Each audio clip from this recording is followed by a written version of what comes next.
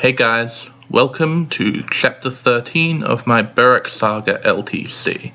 We are getting really close to the end game here, and nothing signifies that quite like the fact that the last two units in the entire game are permanently joining me shortly. These are Owen, who we completed the requirements for in the last chapter, and Derek. And honestly, I think it's pretty appropriate that Derek, the absolute worst unit in the whole game, is the last unit to permanently join me, apart from one more who's going to be coming in a couple of chapters. And now, thankfully, I don't have to worry about any more requirements, and I can just do my best to beat these last few chapters as quickly and efficiently as I possibly can, with every tool in the game available to me. And we're going to be picking up some of those every tools by going to the atelier and crafting a few more things. Probably the most important thing that I'm crafting is the repair stone that I've been wanting to make for a while, but I was missing one of the materials, an obsidian, which I didn't get until I killed Rasputin in side quest 12.1. In addition to that, I realized that I had all the ingredients I needed to make the liquid defense, and like with the liquid speed that I got so long ago, I'm going to be holding on to this until I find that I really need it. The last thing I make here is an Adrastea sword, and I bought a broadsword from the shop just now so that I could do that. The Adrastea is going straight onto Sherpa because he is going to be one of my primary combat units in the upcoming maps, and I do want to have options so I can preserve his Zweihander as much as I can. But with those out of the way, I have very little use for any of the remaining crafting materials, so I'm selling all of those in addition to several of my bags. For the last couple of chapters of the game, we're not going to have access to the city, and so I need to stockpile my money now and spend it either here or after this chapter so that I have enough weapons and items to get me through the really rough last couple of chapters.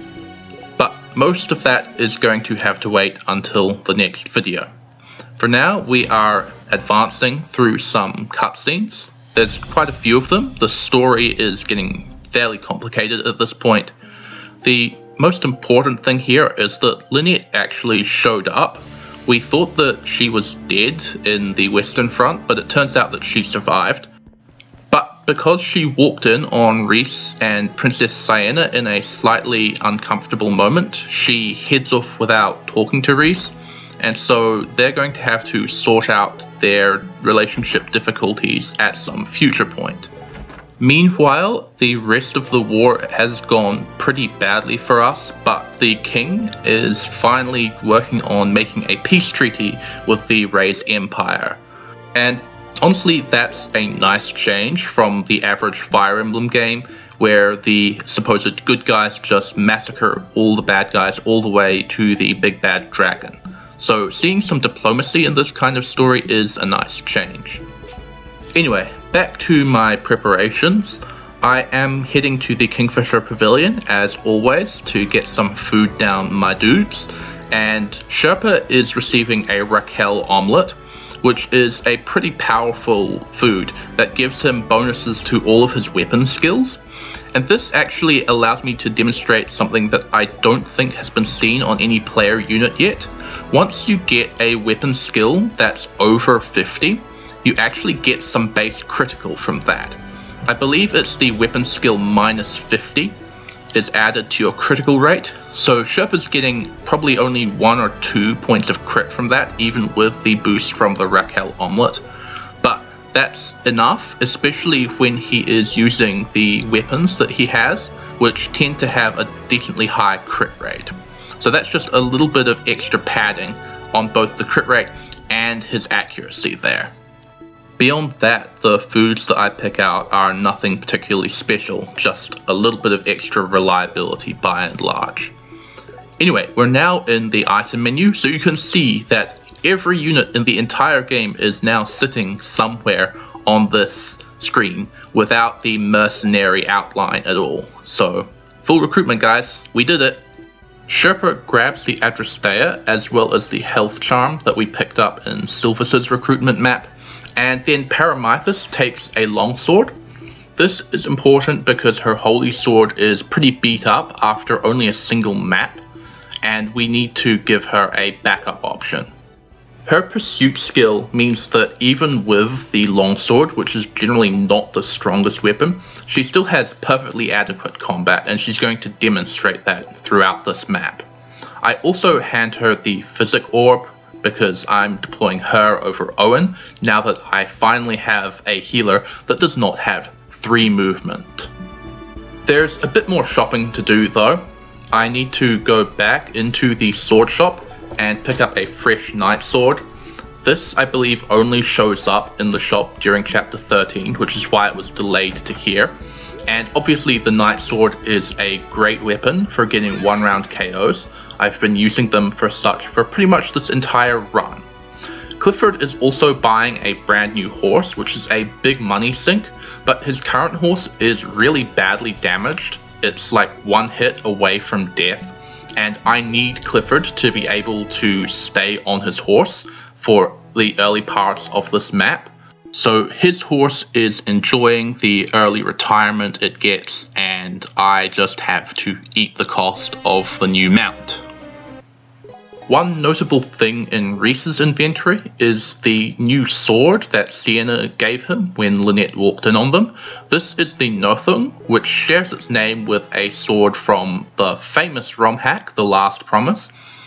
Unlike the Last Promise version, I think Nothung in this game is a little better against enemies with high defense, rather than the mages that Siegfried's Nothung is good against. It has a pretty high might, and because it's so late, I don't think it's going to break, so that's a new strong weapon for Reese. But overall, Gram with its plus mechanic is probably the better choice in most situations. Now, this chapter is interesting in that it is a defense map, but there are 5 separate points that we need to defend. If an enemy gets on any of those, it's game over. So it's a little more involved than the average single point defense map in Fire Emblem. In the northwest part of the map, I have Sherpa, who's going to sit on the fort for pretty much the entire map, and he's not going to die because he is extremely bulky and awesome at killing things. In the southwest, I have Dean instead. He is also really strong at this point thanks to his promotion. And that just leaves the southeastern corner, which is going to be led by Kramer. It's a little strange that Kramer is deployed, but he's quite close to level 15, and I was hoping that I would be able to get him to promotion level. And in addition to that, because of his Arrowbane, he's fairly good at combating the enemy crossbow units in the southeastern corner. So that's why I chose to deploy him. Unfortunately, I believe he needs a sword skill of 30 to get the promotion, which he doesn't end up getting, but he still manages to contribute on this map. The first civilian request on this map involves the horses that you have probably seen wandering around. If you don't activate the civilian request, these things don't appear. And unlike in previous maps where horses have appeared on the map, these don't take up a space in the unit's inventory, so we can have a single unit pick up multiple of these if necessary. In order to get the reward, we have to collect all of them while not letting the enemy get all of them. So I'm going to be doing that when I have spare actions. The first part of this map is relatively easy as long as you have somewhat decent units. Most of the starting enemies are pretty basic, as has been the pattern for defense maps in this game, and we're going to be able to tidy them up pretty easily. The first reinforcement waves don't start until turn 6 or 7, which means we actually have quite a long wait where we're just going to be tidying up these relatively simple enemies and then twiddling our thumbs a bit. But near the end of the chapter, there are some seriously nasty reinforcements, and at that point, the map does get a little bit hair-raising. The reinforcements all come from pretty much the same areas that the starting enemies are currently in. None of the reinforcements ever come from the northern part of the map, so that's one area that I can pretty much ignore or use as a safe zone for my units later on. The enemies coming down from the north towards Sherpa's Fort have to come down the cliff, and so the plan is to have Clifford deal with a few of them with his lance, because it's going to leave them with 0 avoid and make the lancing a little bit more accurate. Obviously we've had some problems with accuracy on lances before, so that's a nice boost. There are a couple of sparkling search tiles on this map, and I probably could have gotten them. I deployed Sylvis on this map to try and help out Sherpa a bit, but she does pretty much nothing in this entire chapter, so deploying Axel or Scene instead to get these search points might have been a good idea. I actually have no idea what's in them, and I probably should have checked that out. And actually, now that I point this out, someone's probably going to tell me what's in them, and I'm going to go, oh man, I really regret not getting them.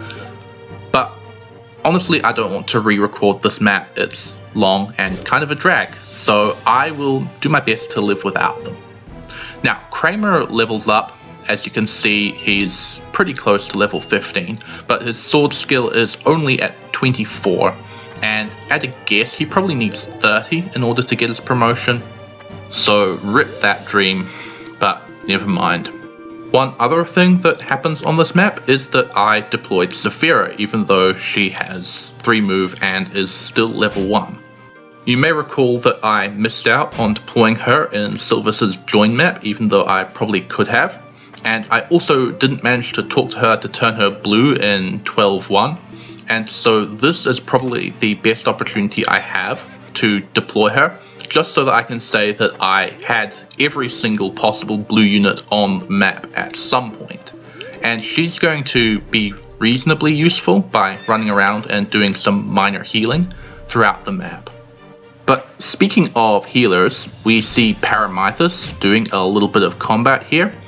Again, her pursuit means that she has a pretty good chance of killing anything that I need her to, and that's pretty awesome because I don't have many units that can do that. Clifford is showing off my plan to finish off the enemies with lancers. Here he takes out the enemy Raise Monk, who is otherwise one of the units that might really threaten Sherpa, because Sherpa's magical bulk just isn't very good. And that's the kind of thing that Clifford is mostly going to be targeting here. We'll get to that shortly. For now, let's turn our attention to Kramer. He has been getting hit a lot more than I would have hoped by enemy arrows, and he actually winds up poisoned here, which is even worse. But obviously, since this is what you're seeing, it all worked out in the end. Kramer is pretty good. I'm sure I've mentioned, but thanks to Balmung, he has the parry skill, and that gives him an extra way to dodge enemies. However, he is the most fragile of my 3 big combatant units that I pointed out earlier, and so I'm going to be sending some units down to help him. And that includes Alvina, who I actually intended to have pick up the horse on this turn, but we're going to have plenty of opportunities to grab that one later. So she heads south to make sure that Kramer doesn't get overwhelmed by the enemies. So now that my units aren't on these siege points, you can see one of them on screen at this moment. You can see that it's a little weird fort thing. And yeah, there's 5 of them on this map, and we have to keep the enemies from getting to them. You know, the usual stuff. So, back over to the Sherpa zone. Sylvis. I did try to make Sylvis do more stuff on this map. My original plan was to have her sit near Sherpa and use Overwatch to stall the enemies, but this didn't go very well because when she triggers Overwatch she becomes visible, and Sylvis is really fragile, so she kept getting killed, and in the end I decided it was better to just let Sherpa handle it. And speaking of my strong units, Dean has been getting a ridiculous amount of adept on this turn. He just keeps killing things that he has no right to, and that really took the pressure off in the southwest. So Dean is also super awesome. So as I mentioned earlier, Sherpa grabbed the health charm. That's going to give him passive healing, which doesn't really add up to much, but it does mean that he doesn't need to be healed as often, and because he can sit on a fort, he's pretty good at dodging here as well. His combat is about as good as we can possibly get, but he does still need a little help on occasion later on in the map. Meanwhile, Clifford is still sitting around there. He's a bit of a liability at this point due to not being able to counter anything with his lance. That mostly is fine because of how devastating he is when he actually initiates with the lance. He does, however, end up taking quite a lot of hits here because the lance is also fairly heavy and weighs him down, so his avoid is lower. And this is the big reason why I needed to get him a new horse, because if his horse died, the lance would be dead weight. Another unit I wanted to train up on this map is Reese, because he's the Lord and he needs to survive his way through the last couple of chapters of the game.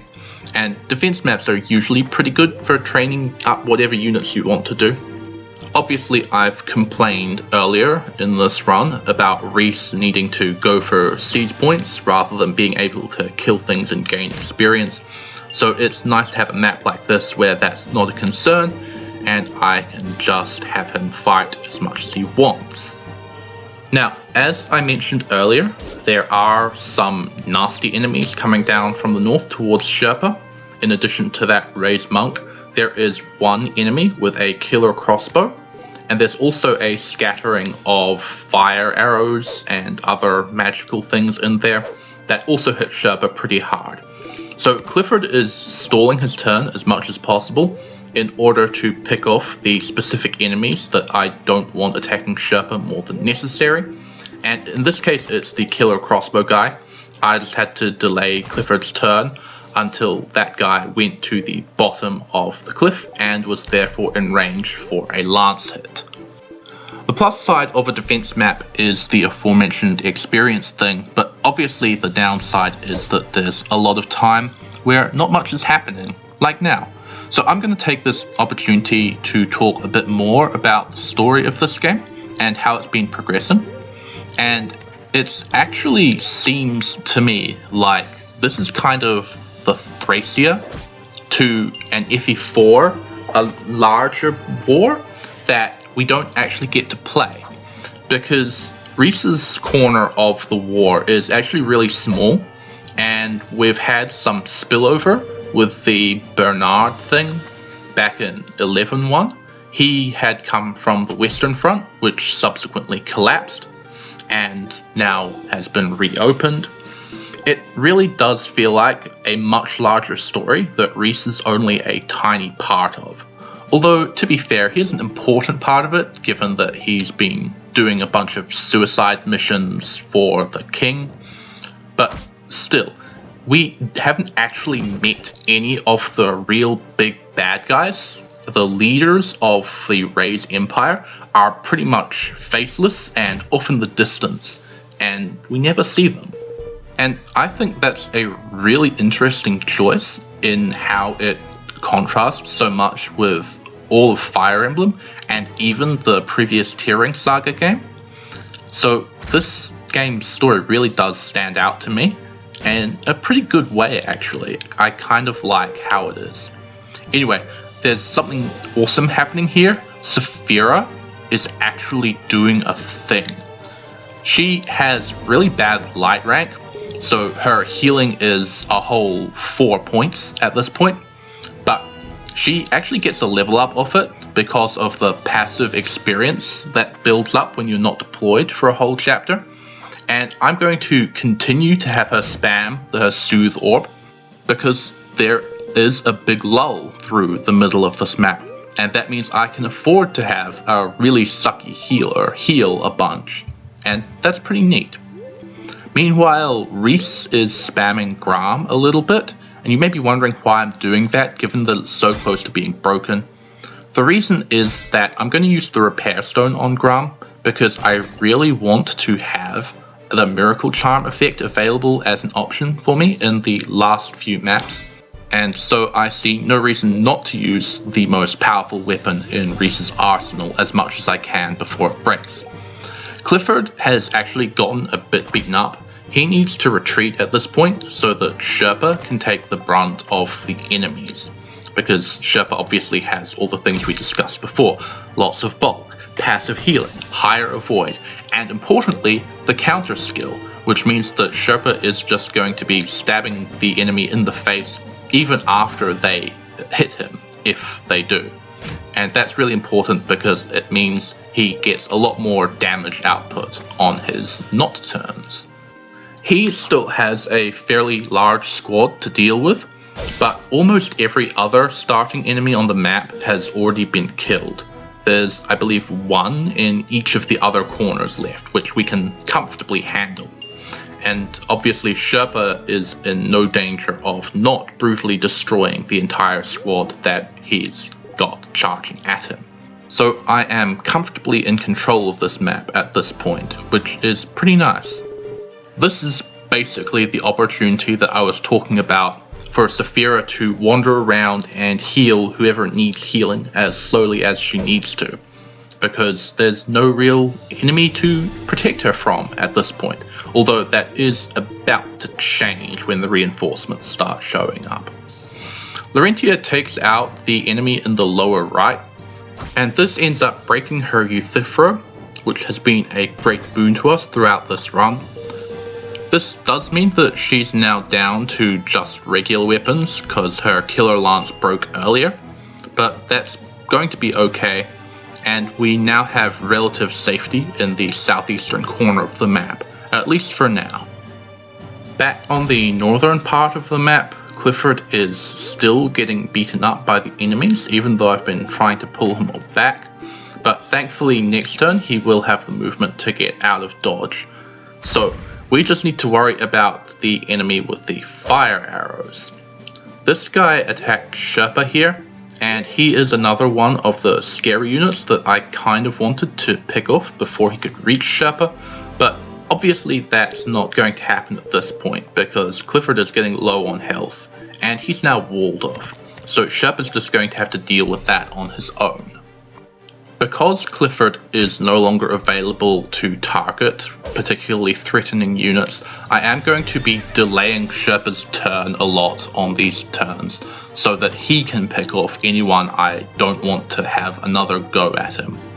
And he does this pretty reliably with the usually 100% hit thanks to the food that he got and his otherwise really high sword skill, so that ends up pretty good. The one enemy on the map who I haven't really discussed yet is the boss up in the northernmost part of the map, up the cliff. This is Conan, and he is a pretty tough armored boss, but there's absolutely no reason for me to go up there and kill him, because he just sits there until the end of the map. I actually suspect that the lateness of the reinforcements in this chapter is at least in part meant to make getting to and killing Conan challenging, but not completely impossible, because it kind of lets you concentrate your forces in going after him while fighting off the relatively weak enemy squads in the other areas. So that's an interesting thing to note, I think. Clifford is now in a position to use pretty much his entire movement to canto away, so he is going to switch to a more accurate weapon than his lance in order to pick off the badly weakened crossbow unit next to him, before fleeing completely out of range to safety. Sherpa is pretty good, but he's not completely immortal, so the fewer enemies left to target him, the better. And he continues to show off, getting a critical hit for a one-hit KO here, but he has gotten quite roughed up at this point. So I have Paramythus run over and use Physic in order to give him that extra HP buffer. This does leave Paramythus close enough to pull off some of the enemies that Sherpa would otherwise fight, but that's fine because Paramythus' combat is nearly as good as Sherpa's. Saphira is continuing to spam her Soothe, and she's basically going to be doing this as much as I can get her to do. Several of my units wind up heavily damaged, and for much of the later part of this map, their job is to stand near Saphira and wait while she slowly heals them back up to full. Here I go ahead and have Reese use the Repair Stone on Grom. This consumes a full 7 uses of the Repair Stone, so that's not going to be all that much extra use to me later on, but I'm sure I'll come up with something to salvage with it.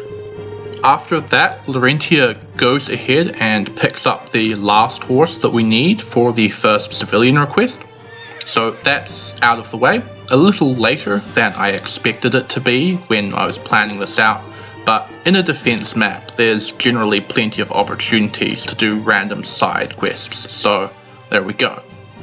The reward for completing this civilian request is a Liga Courser, which is one of the horses that has 8 movement. So that's going to be going on Reese so that he has the maximum possible movement for the last couple of chapters. Now, it's been a while since I recorded this footage, so when I was reviewing it for commentary, I got very confused as to how Paramythus was attacking here, given that she just used a Physic Orb. And the general rule in this game is that healing orbs get equipped and count as an equipped weapon, so they replace any other weapon that you had equipped earlier. So Owen in particular has failed to counterattack several times because of this. But Paramythus actually has a skill called Versatile that I don't believe I commented on, and the purpose of this skill is to allow her to immediately re-equip a weapon after using a healing orb.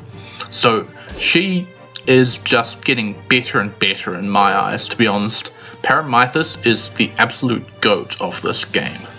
Between her insane combat and the fact that I finally have a healer, so I don't have to rely on vulneraries, Paramythus has made this map extremely easy for me. It's pretty good. Sylphus actually ends up killing a couple of enemies at this point.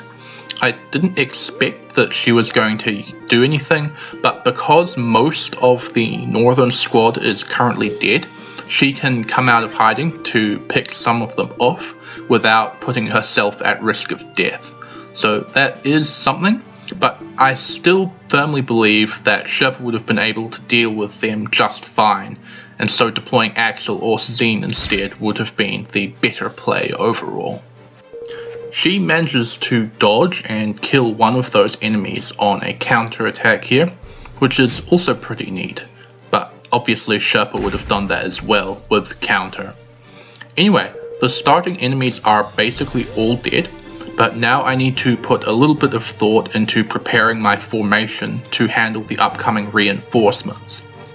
Part of that is Saphira's healing, although do note that I moved her back behind my other units and away from the edges of the map where the reinforcements are going to spawn. Because she has 3 movement, she really needs to do this preemptive movement to get away from the much higher movement enemies that are going to be showing up and chasing my units down. Paramythus heals Clifford up so that he's ready to take on some more enemies later on, and Kramer is being redistributed from his previous job in the southeast over to the southwest instead, because he's no longer particularly advantageous in his former position. To be honest, the positioning through this part is fairly random.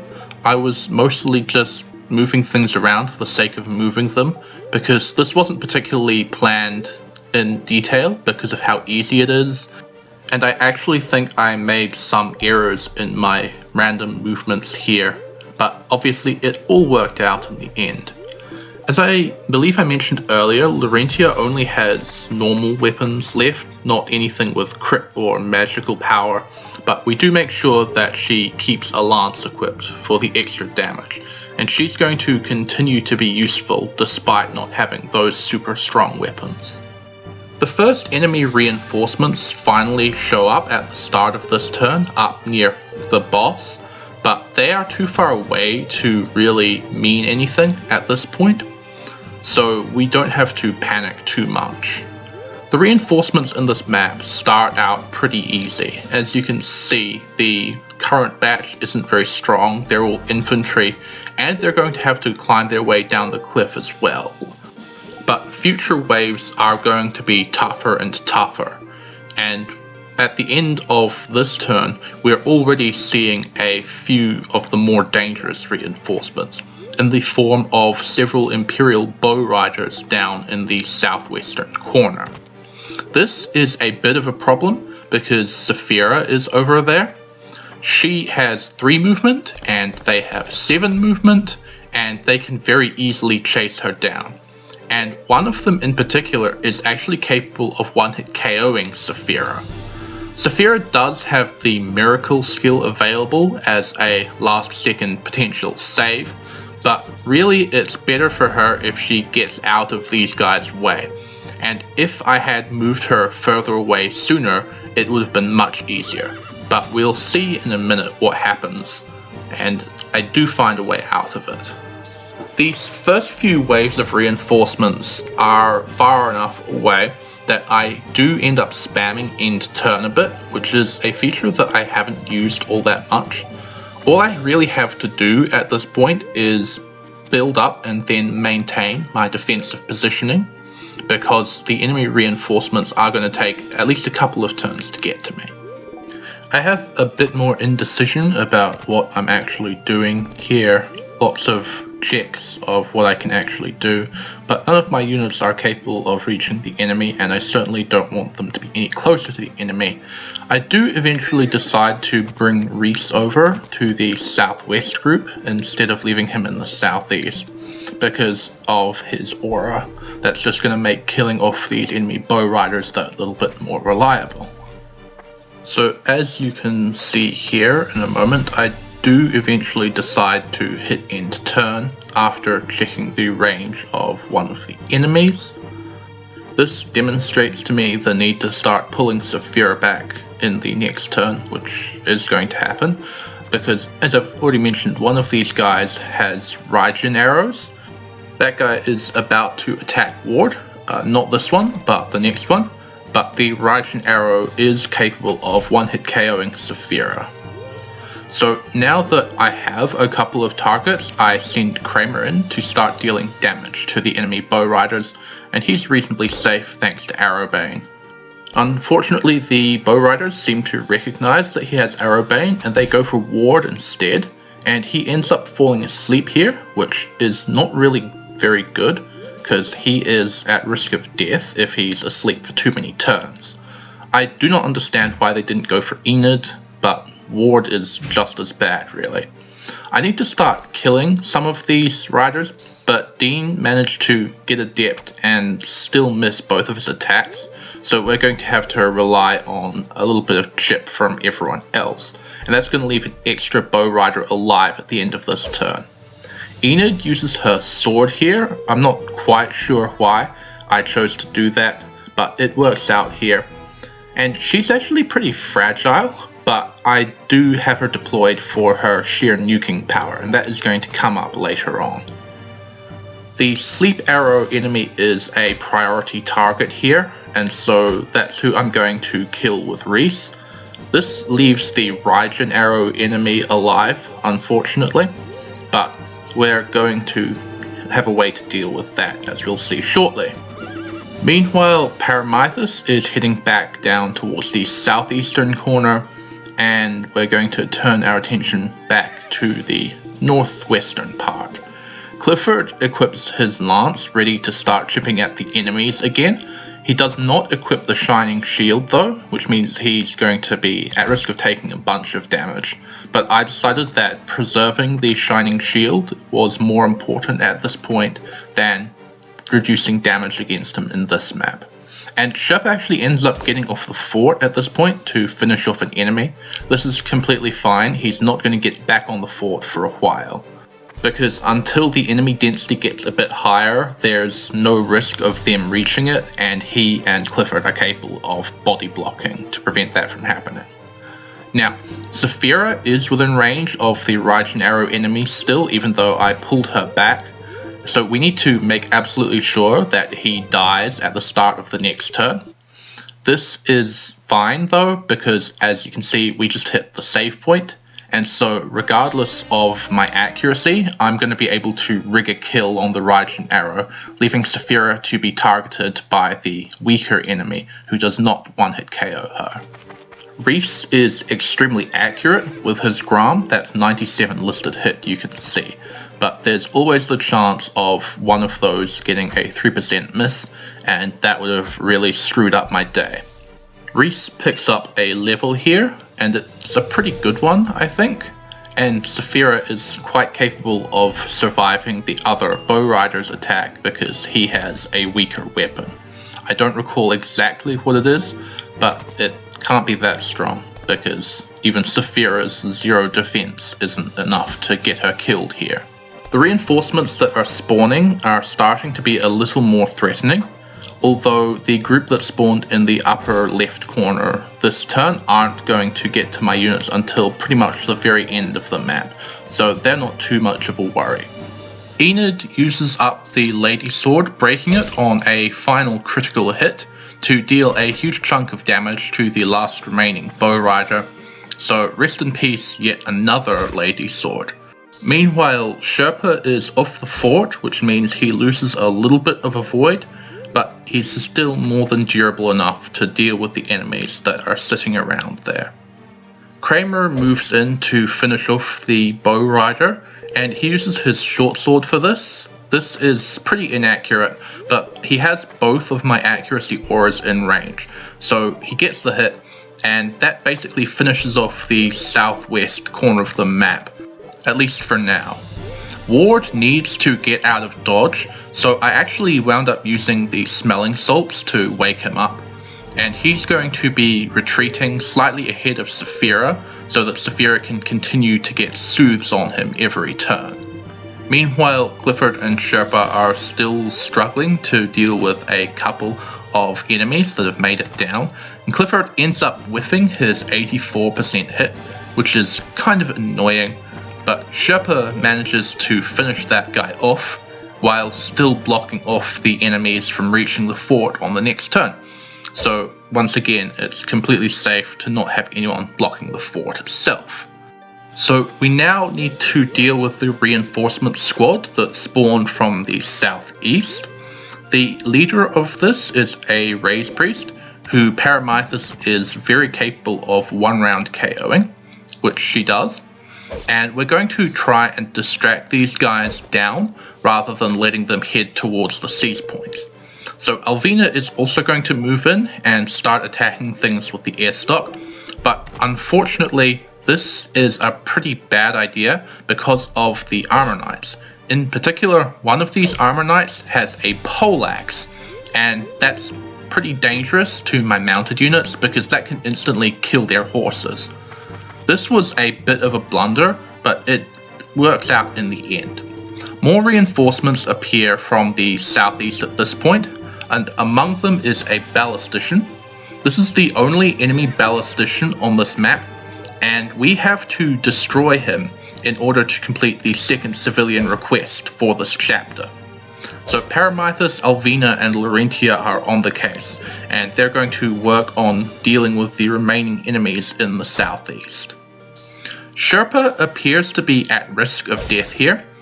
I say appears to be, he is at risk of death here, but fortunately he manages to dodge everything that he needs to and brutally murder pretty much everyone who attacks him. So it ends up alright, but it is one point where I probably should have looked for some more reliability. Laurentia's movements on these next couple of turns are deliberate to deal with the enemy ballistician. She moved a fair way down on the previous turn, and she is now capable of moving in to one round KO the ballistician and then canto back out of reach of anyone else who might be able to attack her. Alongside the ballistician, another enemy raised priest spawned. This is a boss with a name, it's Amoy, and he is holding on to a wormwood orb, which is really annoying. So we also want to deal with him if we can, and so Laurentia stays in position to again move in and attack Encanto on her subsequent turn. Alvina is doing 0 damage to this enemy armor knight. This is because she has the S-Stock equipped, and the S-Stock has very low might, so even though she gets to ignore the shield, she is still not doing much. And here we see Alvina wound up getting hit by the armor knight's poleaxe, so that kills off her horse in a single blow, and in doing so essentially finishes off her remaining usefulness. Her fauchard is broken, her 8-move horse is dead, and her stats just aren't really high enough to bother keeping deploying her, so I don't think she's going to be deployed for the remainder of the run now. Still, of course, she was pretty good while she lasted. So, here Alvina gets an adept with her S-Stock, and that demonstrates its interaction with the Brave effect of the S-Stock. It doubles both strikes of the Brave effect, which isn't really how I expected it to work, but I guess that is how it works in some Fire Emblem games, so Clifford gets targeted by the Wormwood Orb here, so his horse is getting super beat up still. I'm not a big fan of that, and that's why I decided to target Amoy for death if at all possible. Sherpa goes for the Zweihander here instead of trying for a crit. I just want the maximum reliability at this point, and the Zweihander gets the 1-round KO cleanly and 100% reliably. You may have noticed that I moved Silvus a little bit closer to the fort where Sherpa is going to be defending, and in a few turns time you will see why I didn't do this earlier in the map, because Silvus is going to get pretty beaten up. Meanwhile, Ward is continuing to retreat with Saphira, so that she can be out of the range of the last wave of reinforcements, which is pretty scary, but I'll get to that when it arrives. Clifford is in full retreat mode again thanks to being hit by the Wormwood, and Alvina also needs to get out of dodge as she and Paramythus are surrounded by some pretty scary enemies. Laurentia finishes off Amoy here after Paramythus managed to land 264s on the previous turn, so that gets rid of the Wormwood and lets Laurentia canto back out of reach of the rest of the enemies. And it's worth reiterating that having the squad down there trying to deal with the ballistician and then with Amoy meant that the armor knights and the imperial knights were distracted from going towards the town, and they instead lingered down there for far longer than they should. In fact, one of them actually wound up retreating to use a concoction after taking only a tiny amount of damage. So that's pretty amusing, and it means that we're completely safe from being defeated by Seas. Alvina once again quadrupled that Imperial Knight with the S-Stock and an Adept proc, and Reese moves in to finish him off, but unfortunately for Reese, he forgot to account for the enemy with a poleaxe here as well. So one whack and his horse also dies. This is pretty bad, you might think, but due to the fact that we get a Liga Courser, and I was going to put it on Reese anyway, this ends up being completely fine, and I don't bother to reset over it. All my units are now getting into their positions for the final wave of reinforcements, which is going to arrive on turn 13. Kramer is heading north towards Sherpa and Clifford's part of the map, and Silvus is once again overwatching there. This is because Kramer can't really deal with the final wave of reinforcements, but he can pick off a few of the units up near Sherpa in order to get some experience points. Meanwhile, Saphira finishes topping off Ward's HP as they've pulled back into the safety of the northeastern part of the map, and Clifford is rounding the top there in order to become Saphira's next healing target for the final turns of the chapter. In the southeast part of the map, the kill squad includes some enemy Black Riders who are pretty nasty. They all have lances, and so they do a lot of damage if they hit.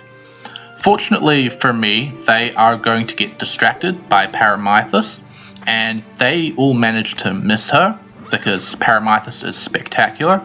That means they're not heading into town to seize and defeat me, which is pretty nice.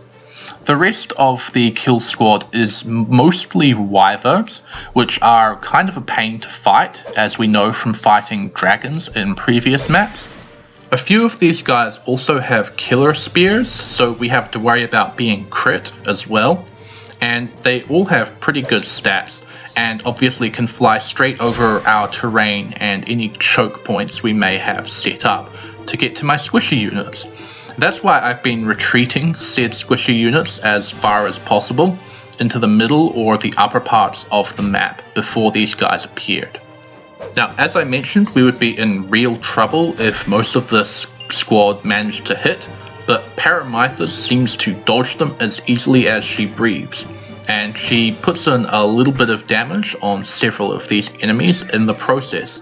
So Paramythus, really good, and it's extra good that she's managing to avoid being hit by that nasty poleaxe, which I'm fairly sure is still on the field. Saphira sets to work healing Clifford, although I don't believe Clifford is going to be doing anything else during this map. And in the southwest, there's actually another chunk of kill squad. But this slot, even though there are some enemies with lances down there, because of the line of trees and the distance to the fort that Dean is currently sitting on, only the Wyvern Knights are going to reach combat in this map. Dean is sitting on the southwesternmost fort to prevent anyone from seizing it, and he is pretty ideal for this due to having very good bulk, in addition to having gained the fortune skill when he promoted, and this means that he does not face crit from the enemy killer spears. I miscalculated slightly, and one of the wyverns that attack Paramythus can reach a fort, so I have Reese jump on top of it. Reese is also immune to enemy critical hits thanks to the Tulsa circlet that Lynette sent him a couple of chapters ago, so he's also going to be fine there. Alvina manages to get yet another S-Stock Adept, which is just kind of funny. And then she is going to move away out of range of these enemies, but unfortunately I again miscalculated here, and she wound up walking straight into range of the enemy Wyvern Knight boss. And once I noticed this, Paramythus pretty much has to be pulled back in order to heal her up and prevent her from being killed there. Dean is getting completely surrounded by the enemy Wyvern Knights, but fortunately he manages to pull through. He doesn't end up doing all that much damage to any of them, but he does not have to. This isn't a kill everything in sight map, thankfully. And he does not have to face the boss, as I mentioned, thanks to Alvina being in range. We'll get to that shortly. But for now, because Paramythus has moved back to heal Alvina, the enemy Black Rider squad is no longer going to be distracted. So we just need to make sure that none of those guys manage to reach the fort in this last turn. So here, the boss, Richthofen, moves in against Alvina, and his battle dialogue is basically him taunting us for being terrible and not knowing how to fight flying enemies. But we've had Laurentia for ages, we know her weaknesses, and so we know how to deal with that, and we also know that Richthofen has flown into range of the Palace Lair, which effortlessly one-hit KOs him with 0 issues and 100% hit rate. So yeah, we do know how to deal with flyers, and you have paid for your arrogant little miscalculation there, my man. Reese is fighting against the Armor Knights now, who have gotten close enough to nearly seize the fort if he wasn't on it, and he gets a critical hit here, which is pretty nice because that chips the enemy Armor Knight down quite a lot. And now we see why moving Sylvis closer was yet another miscalculation of mine, because she triggers her Overwatch, and that allows her to get targeted by the enemy Ray's priests. And they have some substantial magic stats, so they will easily 2-hit KO her. And that is super unfortunate because we don't want Sylvis to die, but there are 2 Ray's priests who can reach her. So, because nobody can reach the seize point, Sherpa is going to use his action to move over to the Ray's priest that has not yet acted and 1-hit KO him to prevent Sylvis from paying the price for my poor decisions. And believe it or not, that is the end of the chapter. Turn 15 does happen, but during turn 15, the enemy actually changes AI to full retreat and will not attack any of your units during that turn. So we are completely safe at this point. None of the remaining enemies on the map have any chance of reaching the seize points or killing any of my units from here.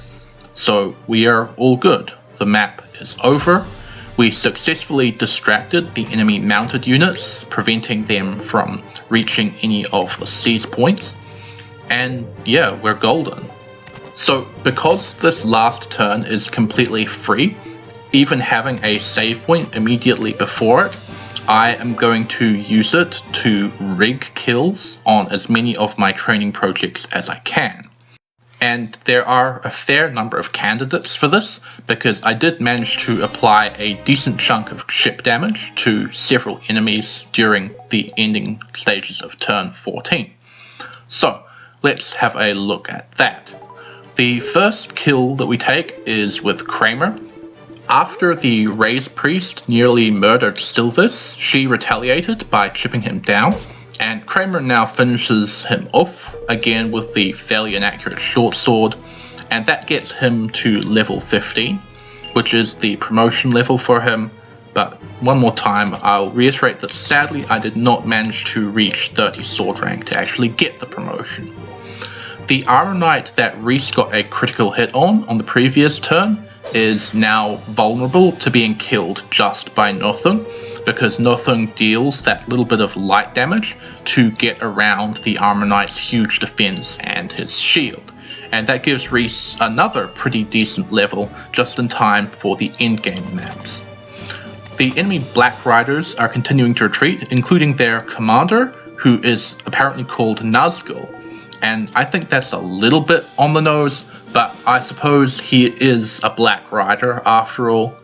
I would actually be surprised if that was in the original Japanese, but I don't know.